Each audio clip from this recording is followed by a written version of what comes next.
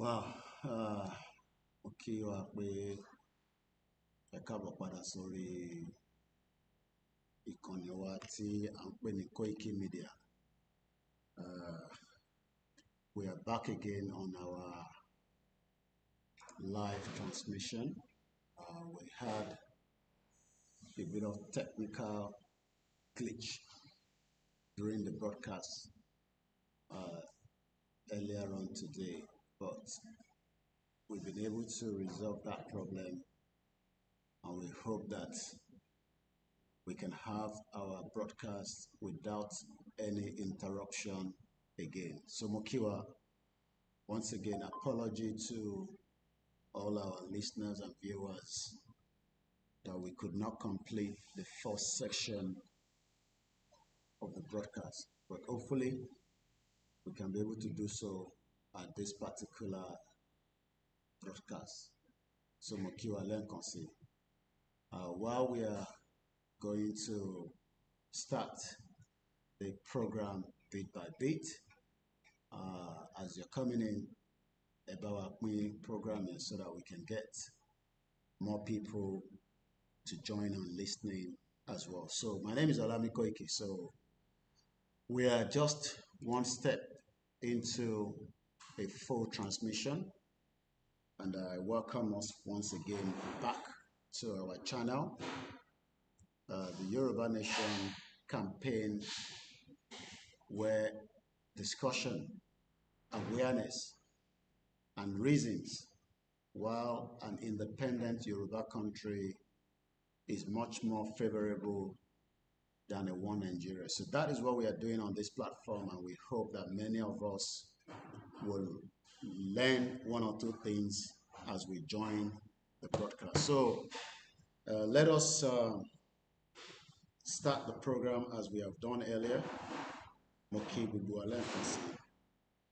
Yoruba Nation is not a personal business. It's a business that is meant to be for every sons and daughters of Yoruba. But as usual, we will always have one or two people that have grievances. But notwithstanding, we will kickstart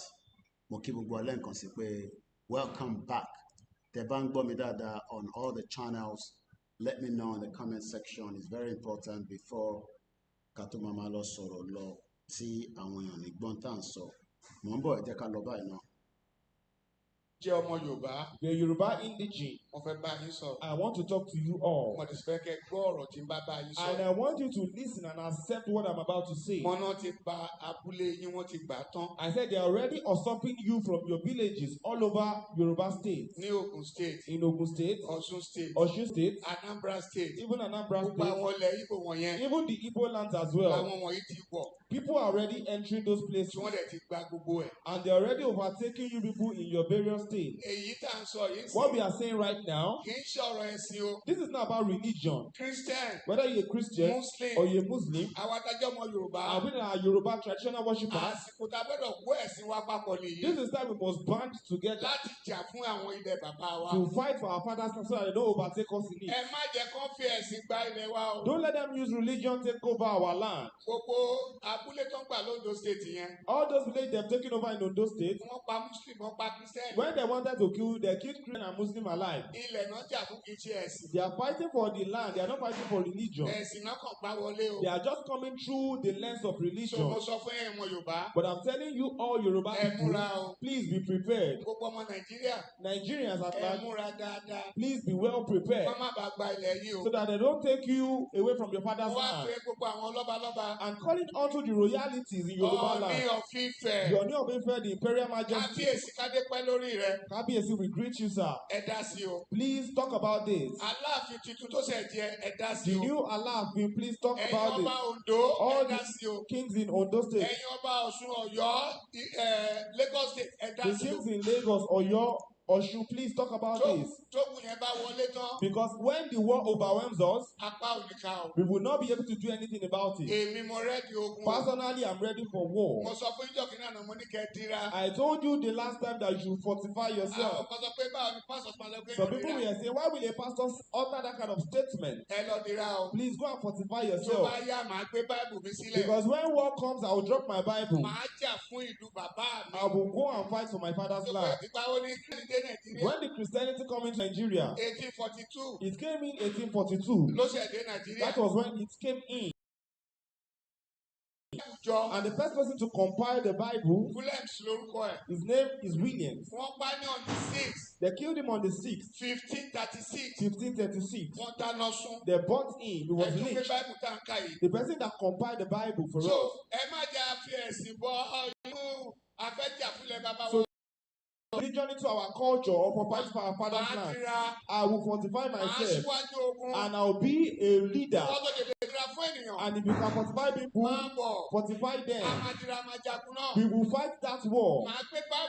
I will drop my Bible because of my father's land. Because the Bible says it. Hebrews 6 verse 1. It says, set aside the teachings of Christ and let us do what is complete. We will now put it aside. Let's fight for our father's land. And we tell Jesus to help us. To help us in the war for our father's land. That's what we are going to do.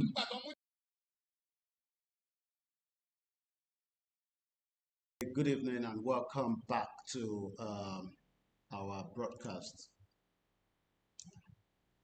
The afternoon broadcast was interrupted because of some technical glitch, which I have been able to resolve. We will kickstart our campaign.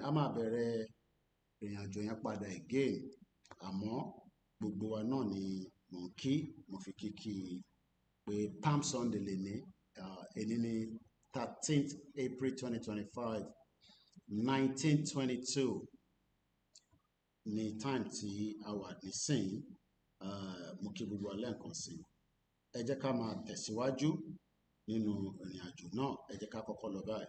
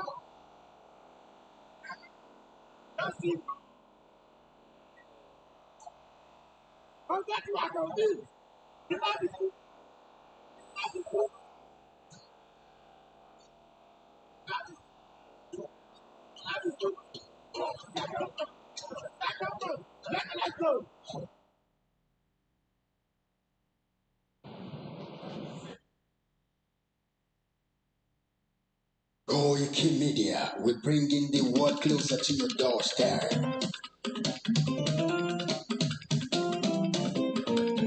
Koikimedia, Koikimedia, Koikimedia, we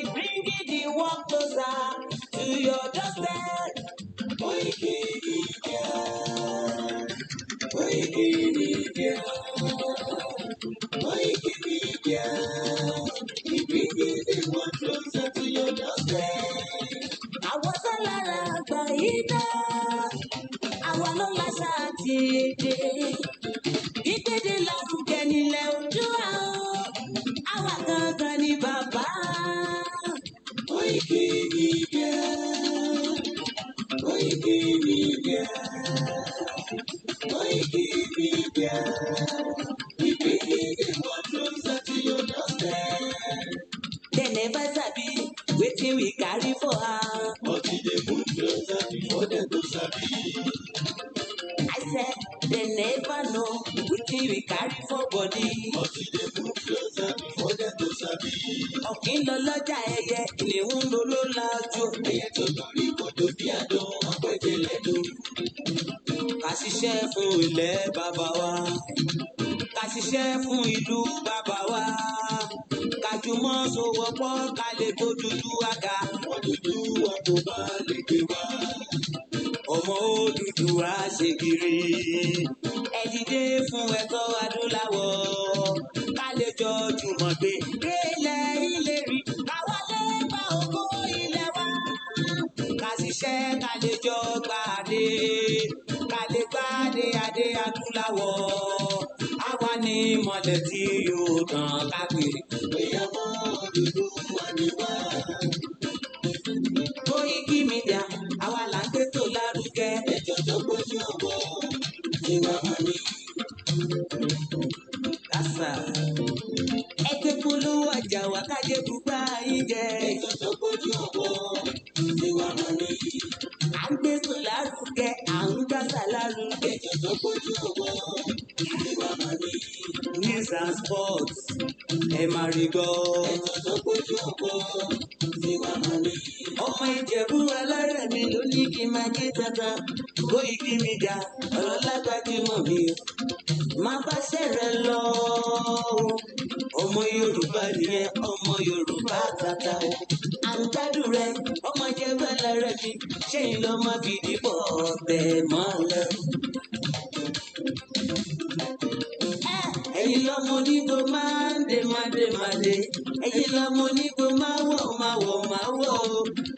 Igbó máa wọ̀ gbájọ́jì ò gbọ́dọ̀ wọ̀. Àjòjì tó bá wọ̀ bẹ̀ àìpẹ̀lẹ̀ ní ẹbọra. Ẹ̀yin lọ́mọ náwó òyìnbó tó dé. Ìgbà tó yìnbó dé o, owó náà dẹ́ tún pọ̀ sí o.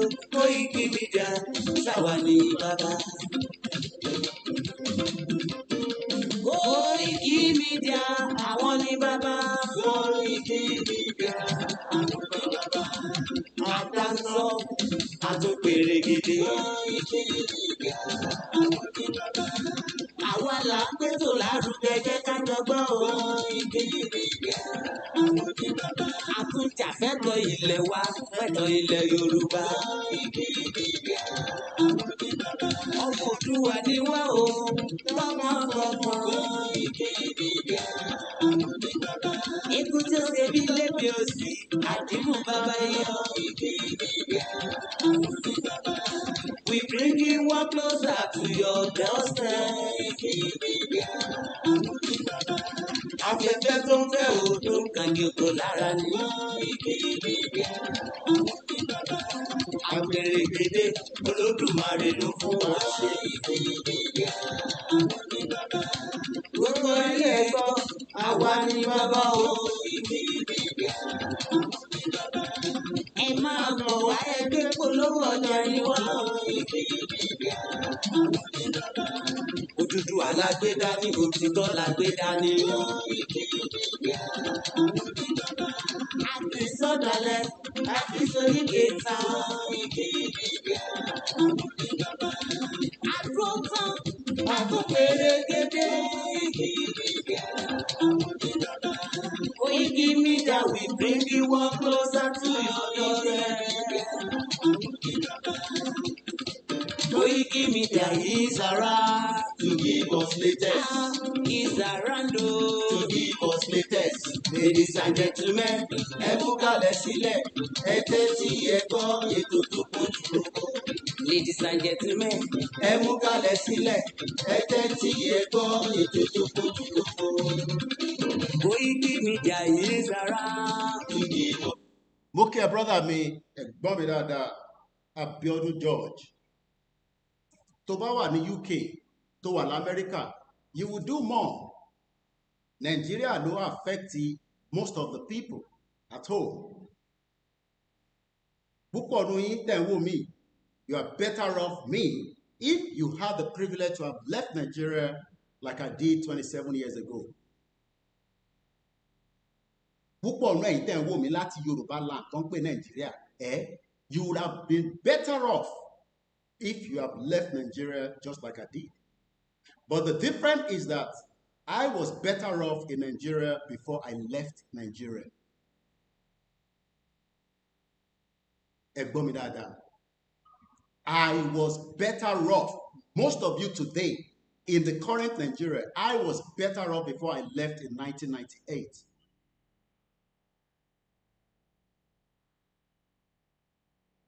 I lived to the fullest before I left Nigeria in 1998.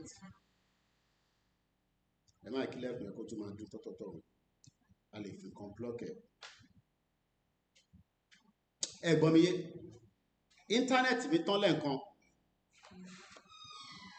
Internet tí mò ń lò. I requested the internet to be ready before I arrived.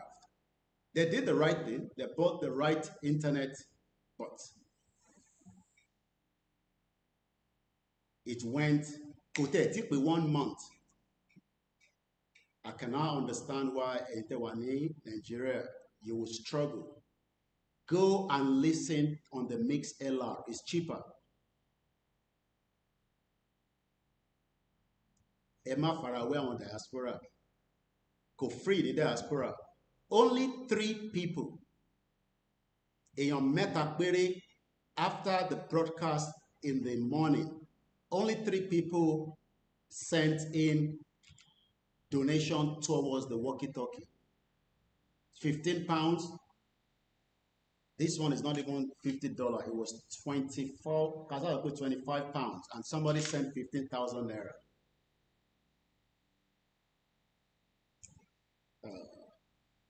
Let me put it out just for you to know.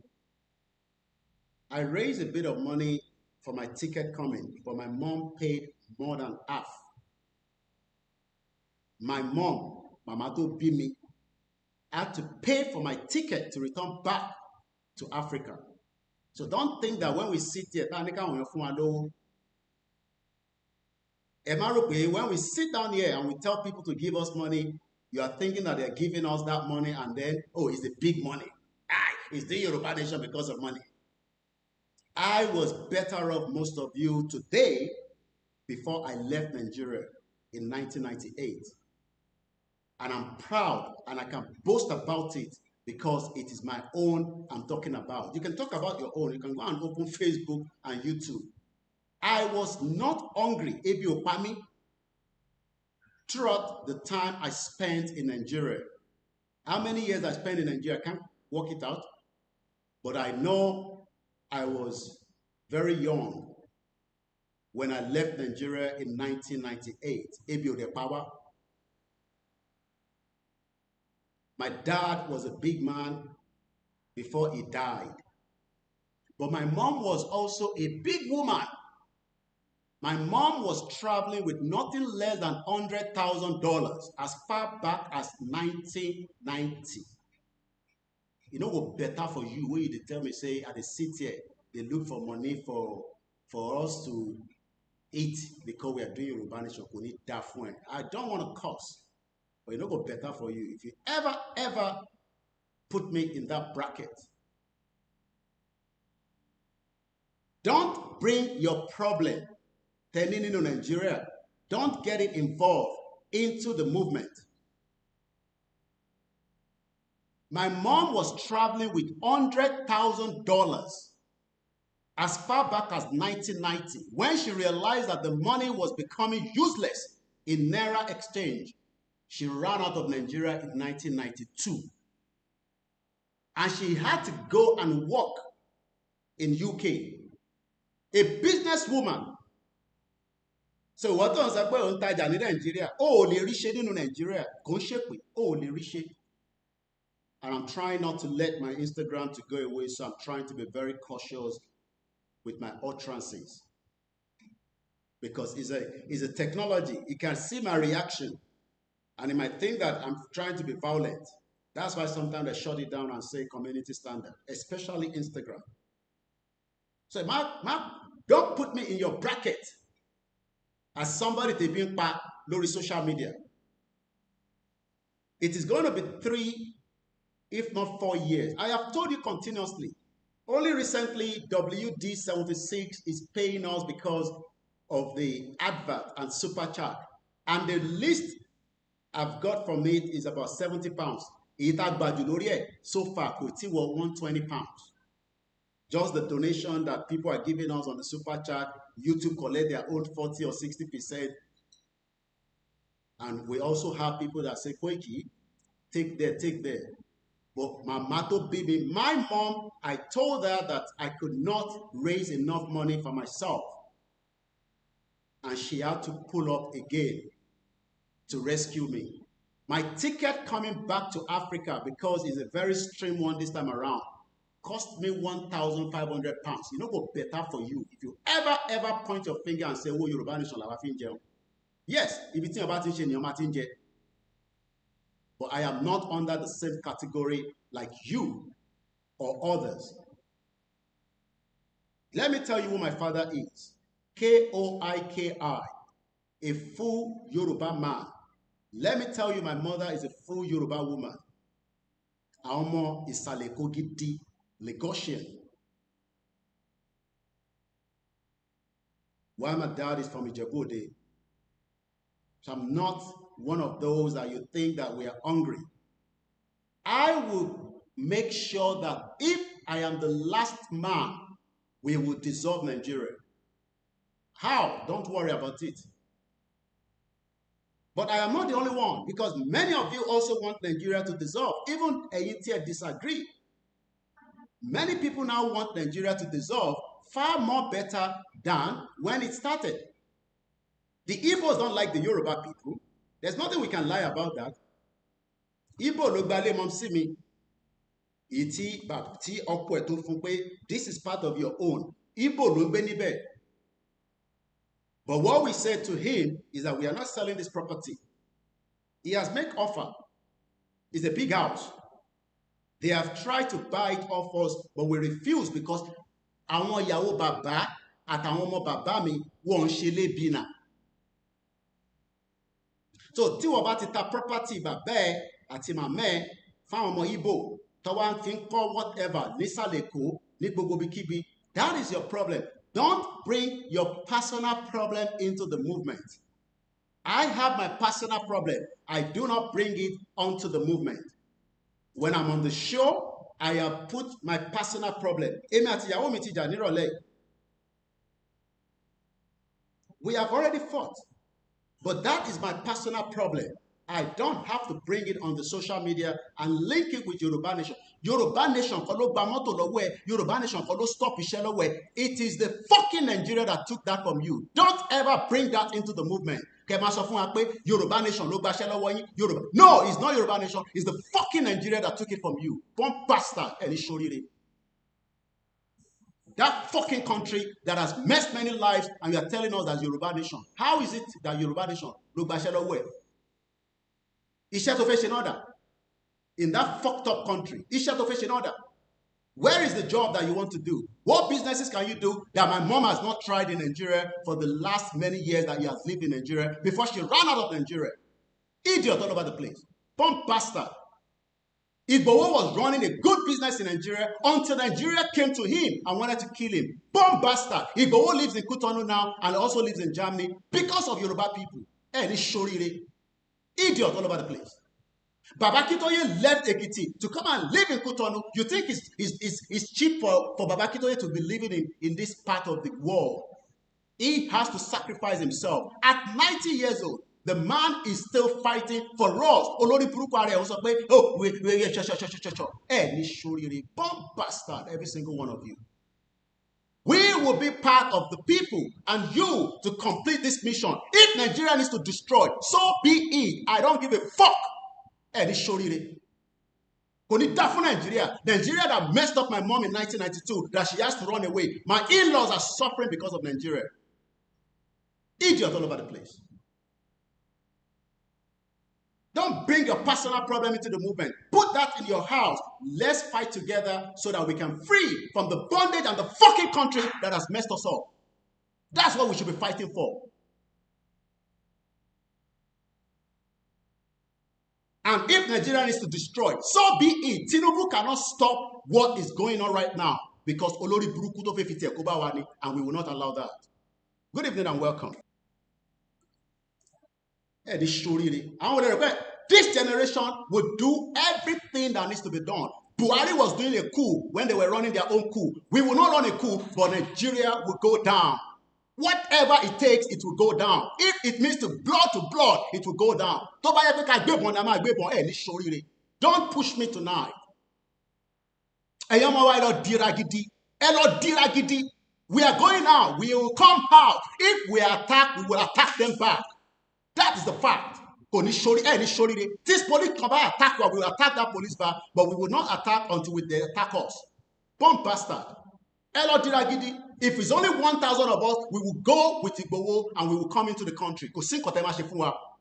Idiot, the Nigerian security cannot defend you. They are telling you in your eyes, in your ears, that we can no longer defend Nigeria. You heard it right from there, and you are now pointing finger that you don't want Nigeria to break. You know, go better for your papa.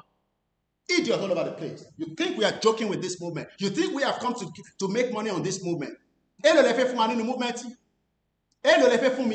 Do you know how much I have lost from not earning a proper wages, even if I have to go and work in a year? Idiot all over the place.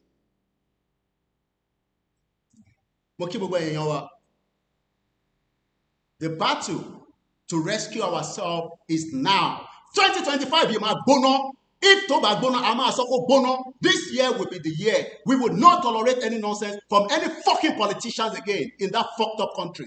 You have messed up the Yoruba people. The time is either you pull up now to come back home, or there will be no Nigeria for every one of us. That is the fact.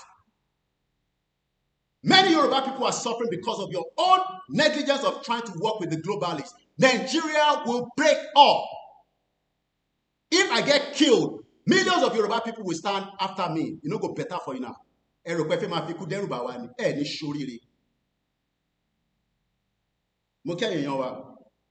3 people, only 3, have sent money so far. We have a week. We are not making it as a compulsory for you. But 1 week, I'm going to deliver the walkie-talkie. And we will buy it, we will count it.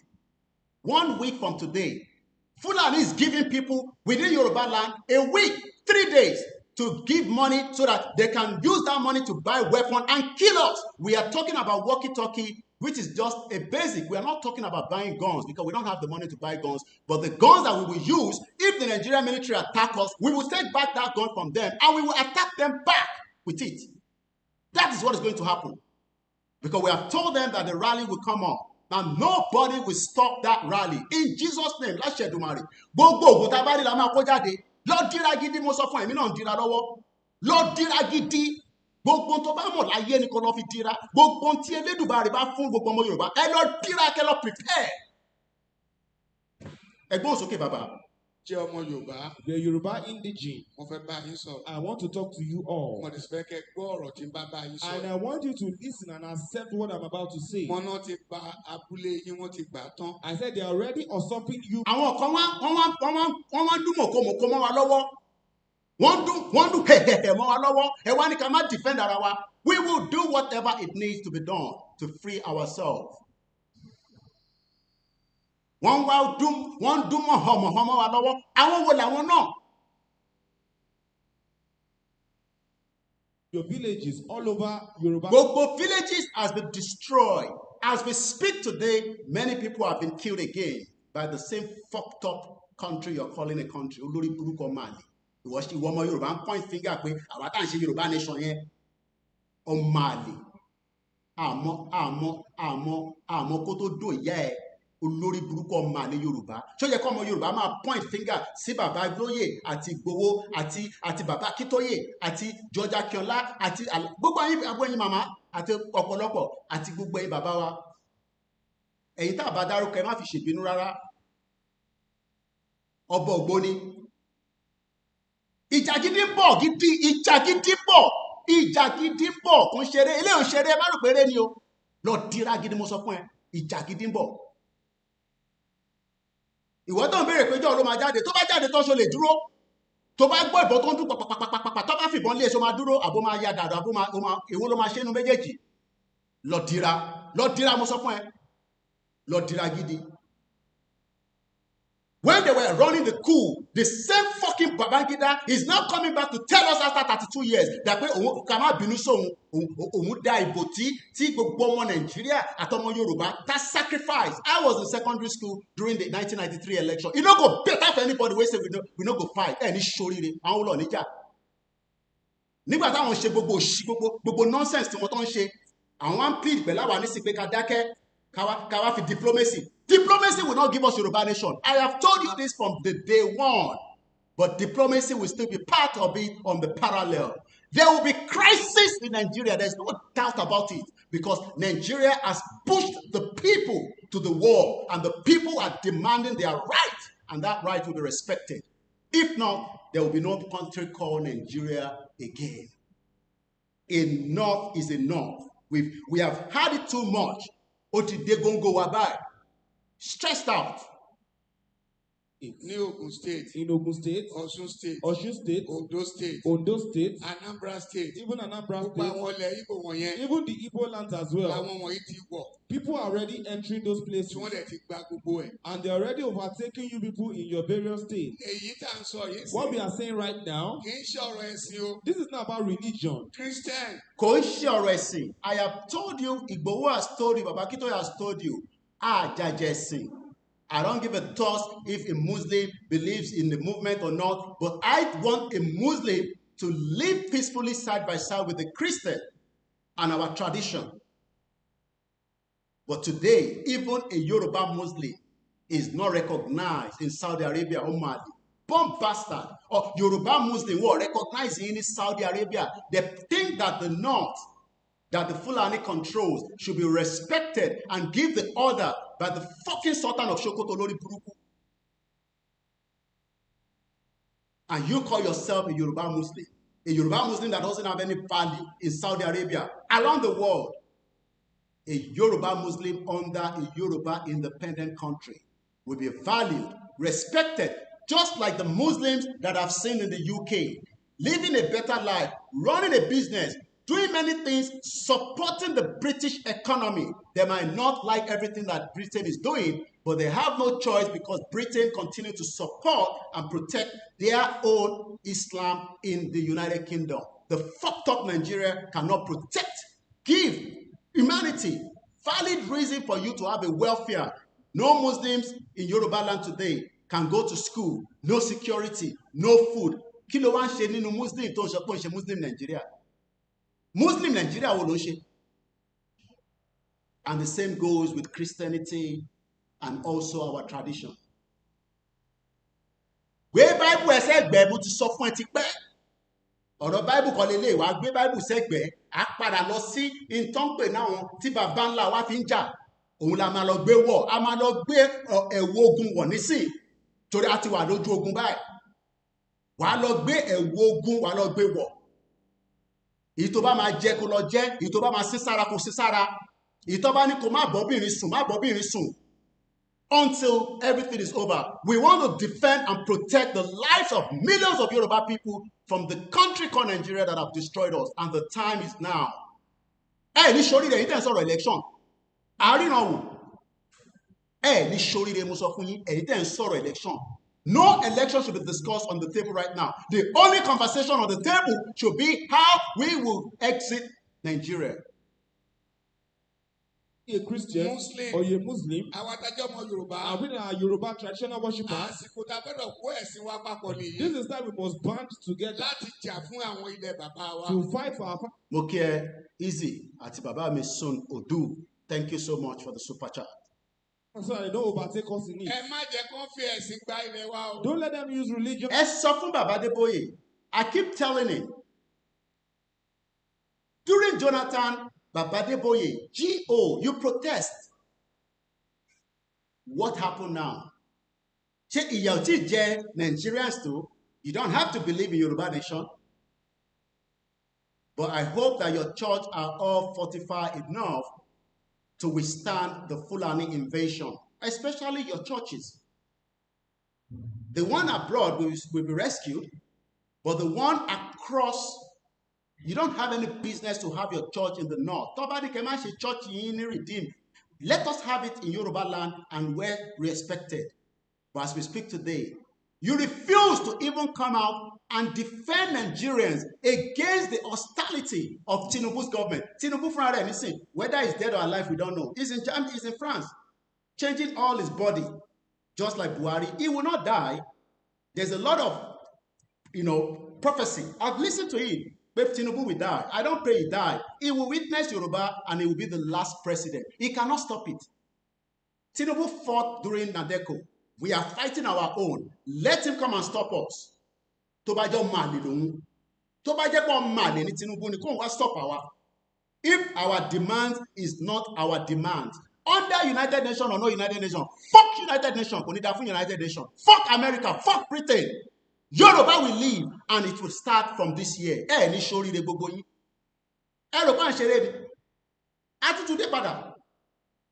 I told you I will be back soon. Thank you to my mom that asked to cough my ticket to return back again. We asked for money, but people didn't give us. But tó bá yẹ pé ẹ gbọ́ pé wọ́n kidnap èèyàn kan tí mo wá gbá nísìn, ẹ jẹ́ adáwó fún. Ẹ ní dáwó àìsàn fẹ́mi. Ẹ̀yin máa wọ̀rẹ́ yín tẹ́ wá lé. Mo ní gbogbo èèyàn tó wà láàbùrọ̀ kan ló máa wá lé. Èmi Koiki máa wà pẹ̀lú yín. Ajọ́ máa wà nínú rally yẹn ni. Ní tó bá máa ṣẹlẹ̀ ní kó ṣẹlẹ̀. I will be part of the rally. I will be in the front. Ẹ jẹ́ kó pe rally kan dé. Ẹ mọ̀ bí a mo máa wọlé bí a mo ní dé. Mo wọlé tán, ó kù díẹ̀. À ń múra lọ́wọ́. Ẹ jẹ́ kó pe rally. Ẹ̀yin tẹ́ ń béèrè pé nígbà wo ni rally máa wà. Ẹ ń kánjú ní. Rally ti dé tán. I don't have a date, but rally súnmọ́. I was with Baba Kito yesterday. A lot of conversation. He has not told me the date, but they are preparing for everything that we need. And part of what we need is what we are talking about. And I need the walkie-talkie. By now, we should have that walkie-talkie and be saying that Baba Kito, I can't deliver for you. Some of you have the money. You are holding on the money. Ọlọ́run jẹ́ kó rówó ẹ̀ náà nínú Nàìjíríà bí nǹkan ṣe ń lọ yìí.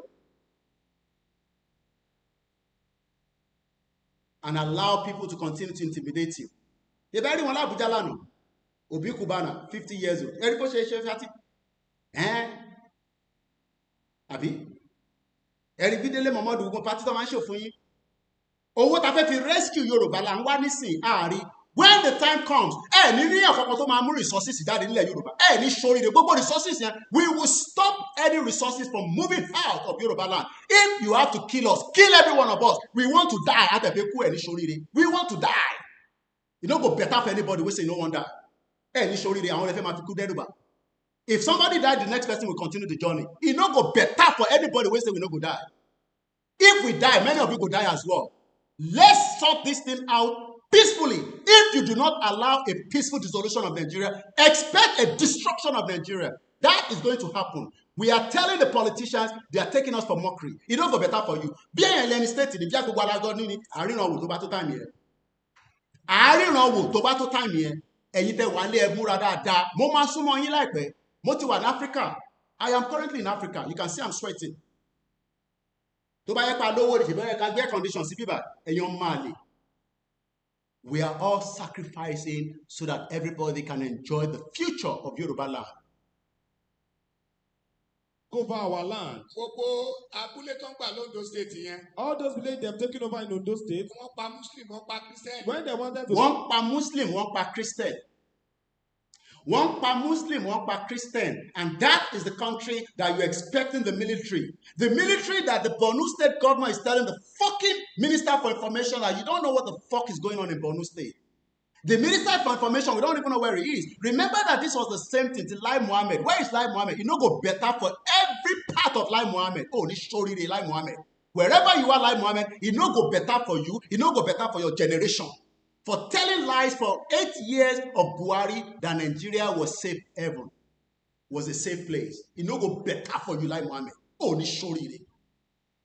Oh, ni shorire musole konsi. Do you know what Lai Mohammed did for 8 years? He was deceiving Nigerians that everything is working. They've started again. I will give you the update. The Borno State governor, also Minister for Information, that you must be kidding. That you are telling us that Borno State is safe. Are you sure? Omo Yoruba, Nigeria has finally dissolved. Fulani one threatening gbogbo wa. And when I talk about Fulani, the first part of the program was focusing more on the economy. This time, we want to move back to the Fulani that are threatening us. Fulani, don't threaten the Yoruba. Oh my God. Ẹ̀yin mọ̀ bọ́yìn, ẹ̀mọ̀ ransom gbà lọ́wọ́ ọmọ Yorùbá, and threatening our lifestyle. Do you know that we have a lifestyle? Somebody will go on a Saturday, ó fẹ́ lọ ṣe party ní Jẹ̀bú, á dẹ̀ padà s'Ékòó. All those things have been stopped. You have destroyed our own ways of life because you are threatening on our land, on our soil, and you think that we will not react.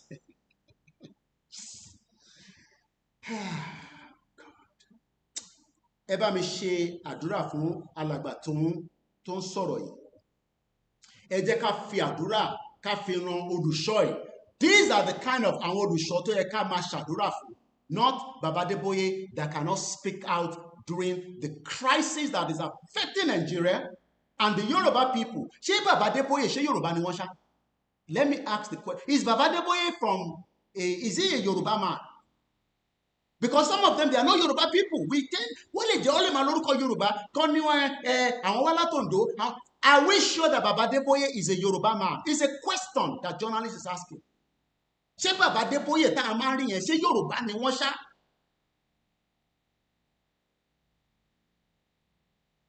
And many of them like that. That the Yoruba people are going into a lot of problem in Nigeria. And he has kept. They killed Christian and Muslim alike. They are fighting for the land. They are not fighting for religion. Ilẹ̀ ló ń jà fún. Ẹ̀gbọ́n mi, olùṣọ́ yìí ní ilẹ̀ ni wọ́n ń jà fún Koiki Bank. Mo mọ̀ pé tí wọ́n bá ti jáde, I have watched all our beautiful presenters that have used the video. But wọ́n narrate fún yín dáadáa.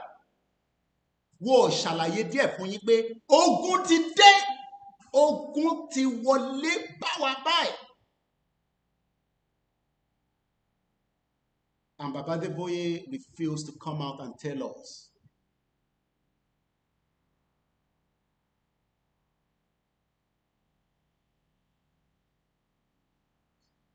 Allah Akbar. It's a long time you hear those kind of azan. You never hear that in Europe. Only closed door. That's why it's called Africa. What the price they will give you, 13,000 is not buying the walkie-talkie. It might be about 15,000. But so far, 3 people have bought 3. Count down to 97 out of the 100 pieces. You can buy 1. You don't have to buy 2. It's a bonus. At least the average diaspora, you can buy 1. By Tuesday, I will collect the money. I will send it to my team, and they will buy whatever we have got already. But I pray that Ọlọ́run Abu Alashiri, we must talk and prepare for the actions.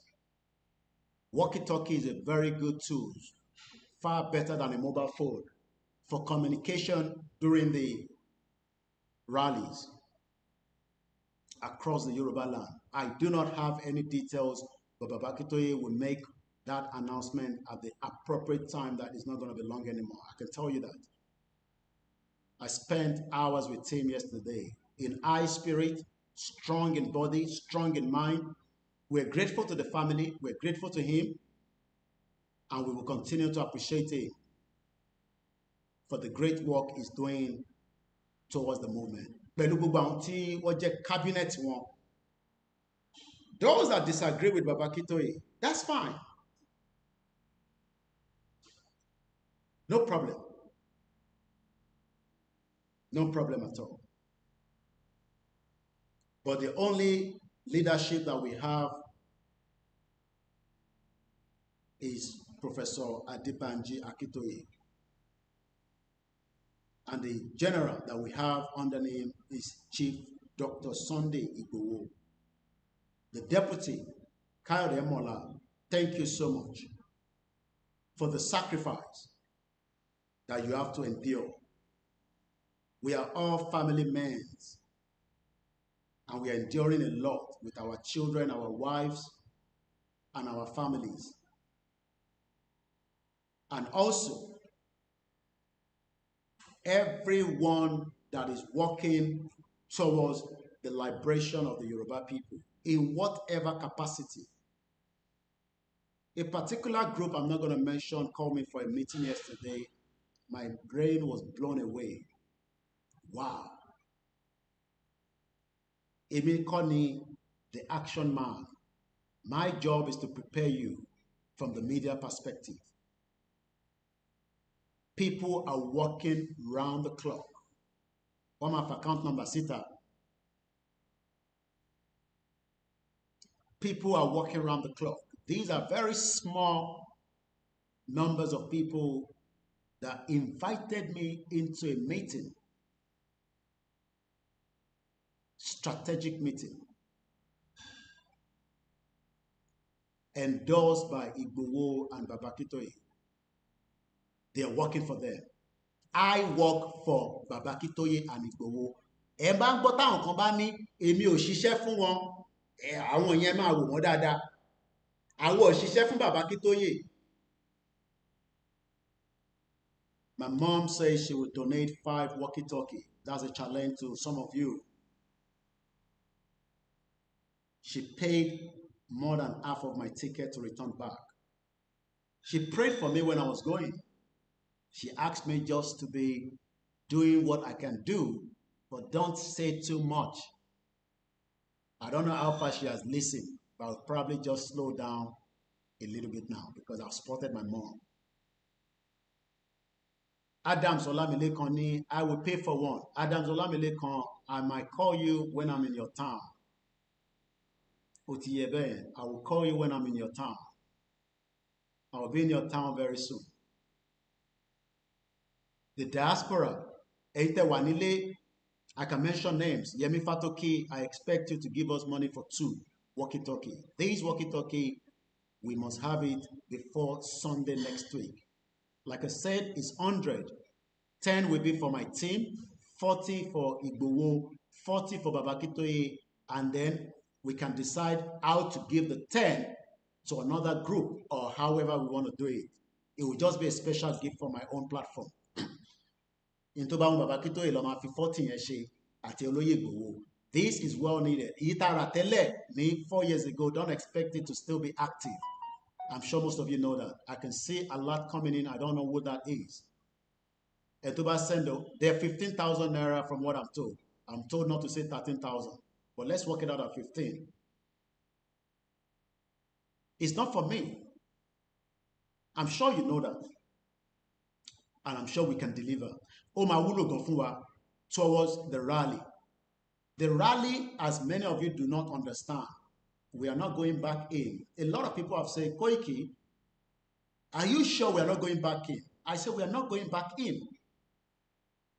I asked Professor Akintoye yesterday, take my word for it, that is still where it stands.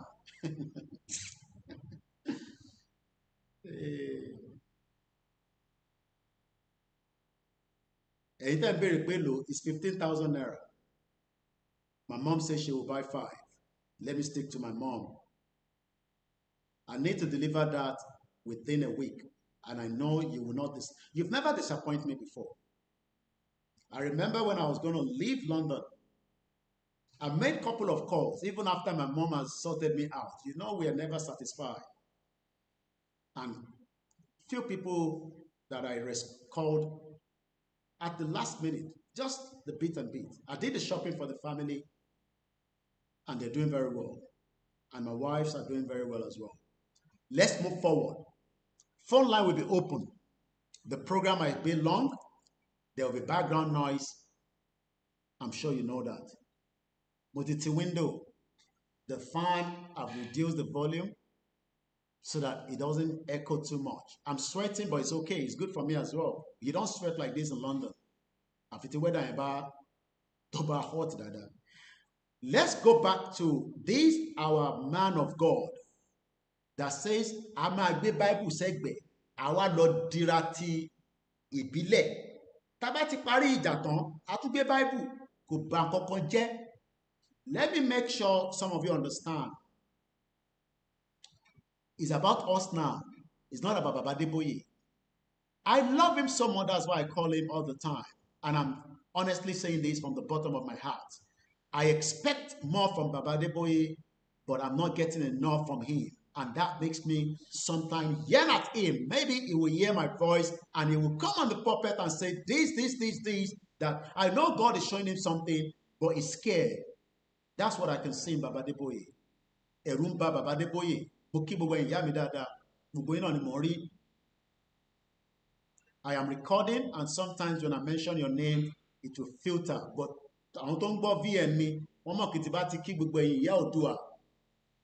I had to call. I remember when I was about to leave London, and I said to my wife,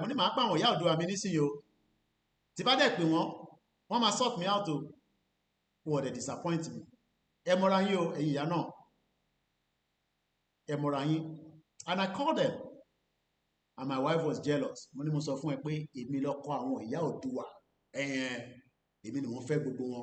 Let's come back to the conversation. Very important. Tobacco of a bit of humor. See, program is just to temple it down. I am not scared of. My mom knows this already. My wife knows this already. I am not scared of anything. At this stage, after 4 years, account number, Oda Adam Zolamile, send the Wosiwari. You can use the Opay or the PayPal. Tebale share receipt. I don't want to mix it with the money that you guys are giving me. I have just had to pay 120,000 safer just to go back online again.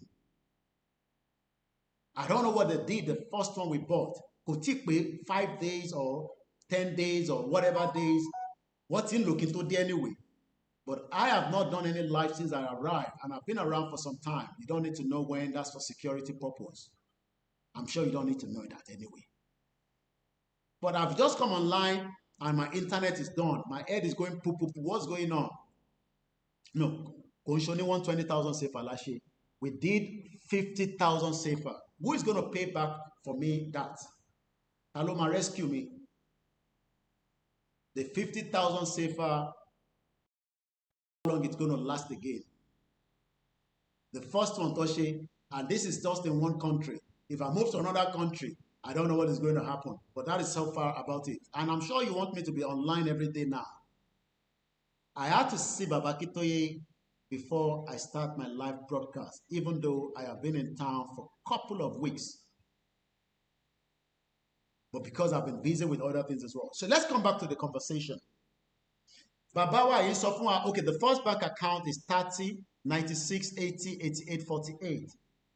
I don't know the Opay off air. Hopefully we will pick it up and we'll send it to you in a minute on the comment section. Editoba send the word for the walkie-talkie and the reference Koiki mo fún ẹni 10,000 naira. Owó walkie-talkie 15,000. So that I don't spend everything and think it's mine. Are we ready? Are we truly ready? I am ready for whatever the consequence of what we want to do.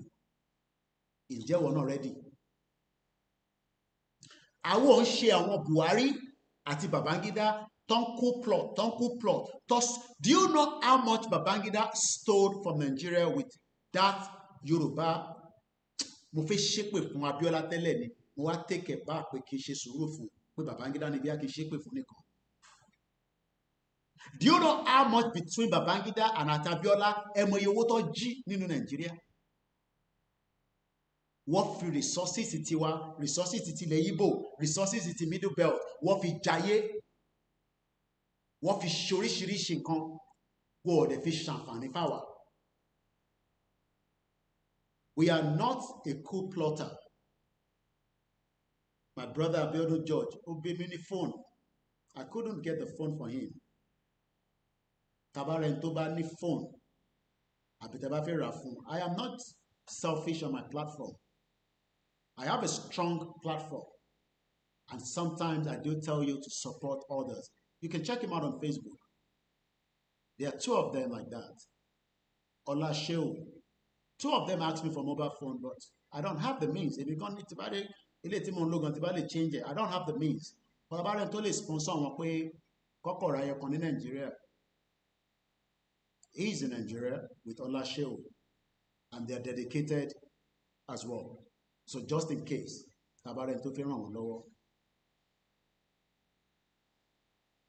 we are still a bit of privilege.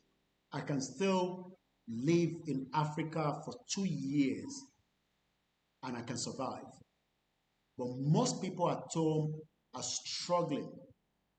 I got to rescue our. I don't want to say we are not going to rescue anybody. I want to rescue my. Look, I have a couple of my family members, my in-laws. They're watching me right now. I want to rescue them just like I want to rescue myself. So we are not going to rescue you. You want to rescue yourself. You want to rescue Nigeria, and your politicians do not want that. Most of the politicians are preparing for 2027. I are not prepared for our exit over the méjì baranwon. And we don't know what Tinubu is planning and thinking in his head. And we don't want to know. But our Yoruba nation, this is a very, very crucial point in our life in this moment. We must follow instructions from the different people that relay messages when the appropriate time comes. Look, ọlọ́mà jẹ́ kó jẹ́ pé látọ̀dọ̀ tiẹ̀ lọ́mà wọlé sí wa lára o. Ọlọ́run má jẹ́ pé kó jẹ́ láti ọ̀dọ̀ tiẹ̀. Elédùmarè orínú mi tí bá dalẹ̀ ọmọ Yorùbá kílẹ̀ kó yọ̀ mí kí máa lọ. Let me go. My mom is watching. She will know that mo lọ dalẹ̀ Yorùbá ni, so mo wọ́tẹ̀ kí máa lọ. But tí n bá dalẹ̀ Yorùbá ilẹ̀ ò lè yọ̀ mí. Bẹ́ẹ̀ bá ṣe ògùn tẹ́ bá sàsími kò ní wọlé nítorí pé inú kan la fi ń ṣe.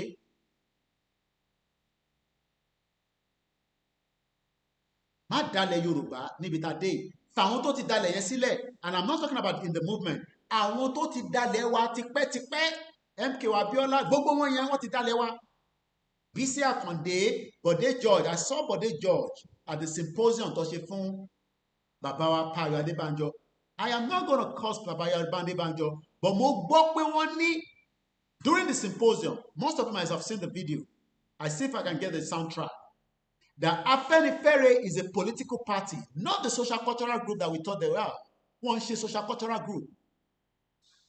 Abiodun George says, and I quote, he will fight with his last blood. I will do the same thing. And I'm not making this up. Look, I have said, look, èmi ti sọ fún Olóyè Ìgbòho tẹ́lẹ̀ ní 2021. 2021, I told Igboho when I came to his house that I have no more business in the UK. My business now is to rescue Yoruba people so that I can bring my children back home. I am not bringing my children to that messed up country. And I'm very cautious of my words now because my mom is on the seat now. And I love her too much with my wives. Those are the women that can, you know what I mean? And my wives, so everybody has their boundary. I'm begging us now. This is not the time to joke with it. This is not the time to mess around with it. This is the time to focus. Oh, we've lost the broadcast on Facebook.